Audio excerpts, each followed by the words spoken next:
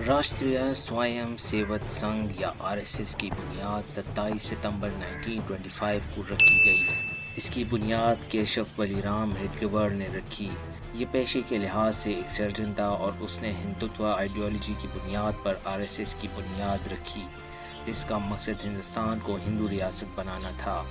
1920 तक ब्रिटिश हिंदुस्तान में हिंदू और मुसलमान काफ़ी हद तक पुरअमन तरीके से रहते थे, लेकिन इसी दिहाई में मुसलमान और हिंदुओं में इख्तलाफात की बुनियाद पड़ गई।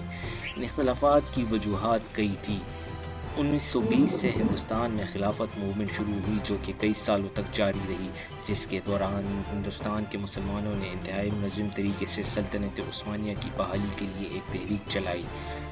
1920 में ही गांधी के कहने पर नॉन कोऑपरेशन मूवमेंट शुरू हुई, लेकिन आपसी फसाद और झगड़ों की वजह से गांधी ने जल्द ही तहरीक ख़त्म कर दी। इस पर मुसलमान खुश नहीं थे। मुसलमान इन तहरीकों के नतीजे में काफ़ी हद तक मुनज़्ज़म हो चुके थे। चनांचे नॉन कोऑपरेशन मूवमेंट के बाद मुसलमान और हिंदू के बीच झड़पें शुरू हो गई। 1923 में नागपुर में होने वाले फसादात को हेडगेवार ने मुसलमान फसादात का नाम दिया। हिंदुओं को ये भी लगा कि इन फसादात के दौरान मुसलमान बहुत ही मुनज़्ज़म, जबकि हिंदू इंतहाई गैर मुनज़्ज़म और गैर तरबियत याफ्ता थे। इसके बाद हिंदुओं ने हिंदू सोसाइटी को ऑर्गेनाइज करने का बेड़ा उठा लिया। हेडगेवार ने 100 स्वयं सेवक को गणेश पूजा के दिन इकट्ठा किया। इससे पहले रिवायत ये होती थी कि जहाँ पे मस्जिद होती, हिंदू वहाँ से नहीं गुजरते, लेकिन हेडगेवार ने इस रिवायत के बरक्स किया और गणेश पूजा के दौरान इस्तेमाल होने वाले ड्रम और दीगर म्यूज़िक इंस्ट्रूमेंट्स के साथ मस्जिद के सामने से गुजरा।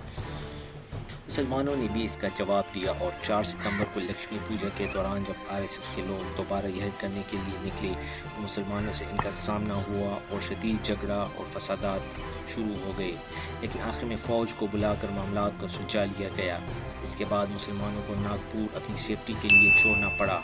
इन 2 इंसिडेंट्स के बाद आरएसएस को लोगों ने पहचानना शुरू कर दिया और मज़ीद लोग आरएसएस में शामिल होना शुरू हो गए। ऐसी चंद वाक़यात के बाद अगले सालों में आरएसएस का फोकस हिंदुओं की डिसिप्लिन, यूनिटी और इनको हिंदू कल्चर से आगाह करने पर था। 1930 की दहाई के आखिर तक आरएसएस एक इंतहाई मुनज़्ज़म और ट्रेंड पैरामिलिट्री ग्रुप बन चुका था। आरएसएस ने इस दौरान ख़ुद को मेन स्ट्रीम सियासत से दूर रखा। इनका मकसद ब्रिटिश हुकूमत से किसी भी किस्म का टक्कर ना लेना था। इसी दिहाई में हेडगेवार मर चुका था और अब गोलवालकर आरएसएस का नया सरबराह था। आरएसएस को अपने पुरतशद्दुद नज़रियात और तरीक़ाकार की वजह से 4 दफ़ा बैन भी किया जा चुका है। सबसे पहले अंग्रेज़ों ने इन पर पाबंदी लगाई। हिंदुस्तान बनने के सिर्फ 1 साल बाद एक आरएसएस मेंबर नथुराम गोडसे ने गांधी को कत्ल किया, जिसके बाद इन पर दूसरी दफ़ा पाबंदी लगा दी गई। इन पर तीसरी पाबंदी इमरजेंसी के दौरान इंदिरा गांधी ने लगाई। 1992 में आरएसएस और दीगर इंतहा पसंद हिंदू जमातें ने बाबरी मस्जिद को डिमोलिश किया, जिसके बाद इन पर चौथी दफ़ा पाबंदी लगा दी गई। आरएसएस हिंदुओं को आर्य समाज का हिस्सा समझते हैं, जिसका मतलब ये है कि हिंदू हिंदुस्तान की तमाम नस्ली और मजहबी ग्रुप से बालातर हैं।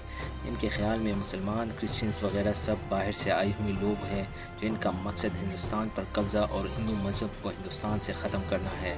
आरएसएस के फाउंडिंग मेंबर्स ने यह आइडियोलॉजी एडोल्फ हिटलर और बेनिटो मुसोलिनी से ली है।